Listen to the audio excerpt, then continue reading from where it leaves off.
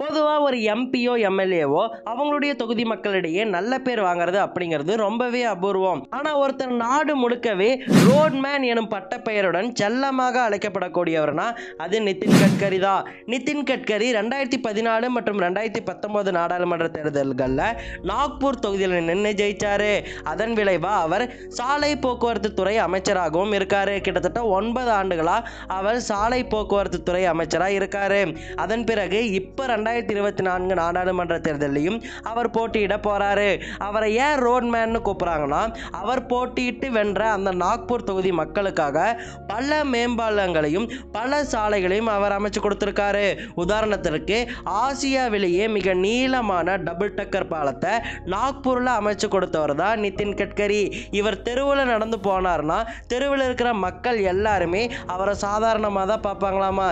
ஏன்னா எப்பவுமே மக்களிடையே பழகக்கூடிய பழக்கம் கொண்டவர் தான் நிதின் கட்கரி. கடந்த 9 ஆண்டுகளாக இவர் சாலை போக்குவரத்து துறை அமைச்சராக இருந்திருக்காரு. அப்படி இருந்ததோட நாடு முழுக்கவே பல சாலைகளை அமைத்து பல மேம்பாலங்களை போட்டு மிகப்பெரிய சாதனைகளை நிதின் கட்கரி பண்ணியிருக்காரு.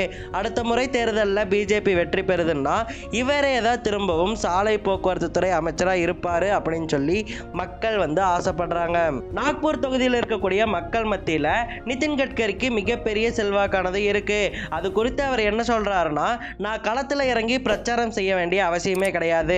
என் மக்கள் என்னை பற்றி தெரிஞ்சவங்க, என் வீடு தான் இது, அதனால நான் பிரச்சாரம் செய்ய வேண்டிய அவசியமே கிடையாது. மக்களே எனக்காக இறங்கி வேலை செய்வாங்க, ஸோ நான் ஈஸியாக ஜெயிச்சிருவேன் அப்படின்னு சொல்லிட்டு ரொம்பவே கான்ஃபிடன்ஸாக சொல்லியிருக்காரு நிதின் கட்கரி. மக்களும் எங்களுக்கு இவர் நிறைய நன்மைகள் செஞ்சிருக்காரு, பல ஏழைகளை பணக்காரர்கள் ஆக்கியிருக்காரு, பல சாலைகளையும் மேம்பாலங்களையும் நாக்பூர் தொகுதியில் இவர் போட்டு கொடுத்துருக்காரு. இதனால பல பேருக்கு வேலை வாய்ப்புகள் கிடைச்சிருக்கு அப்படின்னு சொல்லிட்டு நிதின் கட்கரியை நாக்பூர் தொகுதி மக்கள் பாராட்டிட்டு இருக்காங்க. இதனால தான் இவருக்கு ரோட்மேன் எனப்படக்கூடிய செல்ல பெயரும் இருக்குது. சரி, ஓகே மக்களை, இந்த மாதிரியான ஒரு எம்பி நம்ம தொகுதியில் இருக்கணும்னு சொல்லிட்டு நீங்க ஆசைப்படுறீங்களா அப்படிங்கிறத மறக்காம கமெண்ட்ல சொல்லுங்க. அண்ட் மறக்காம நம்ம சேனலுக்கு சப்ஸ்கிரைப் பண்ணிருங்க.